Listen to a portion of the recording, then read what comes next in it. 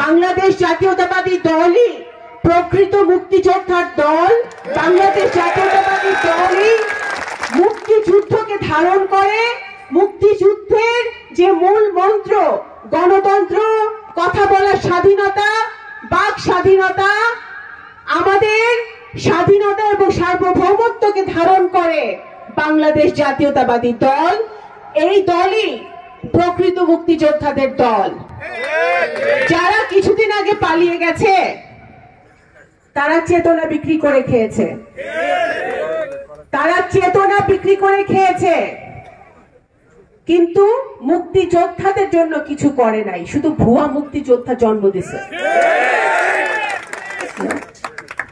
আওয়ামী লীগের সময় 40 বছরের লোক মুক্তিযোদ্ধা হয়ে গেছিল। লজ্জাজনক ব্যাপার। মুক্তিযোদ্ধারা একবার জন্মায়, মুক্তিযোদ্ধারা বারবার জন্মায় না।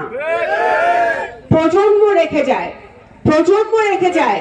বাংলাদেশের মুক্তিযোদ্ধার যদি প্রজন্ম বলেন, 1 নম্বর আছেন আমাদের ভারপ্রাপ্ত চেয়ারম্যান জনাব তারেক রহমান, যিনি একজন শহীদ রাষ্ট্রপতি জিয়া রহমান সাহেবের সন্তান। যেরকম একদিকে তেরকম আরেক দিকে উনি আরেক বীর মুক্তিযোদ্ধা, যিনি কখনো তার রাজনৈতিক জীবনে আপোষ করে নাই।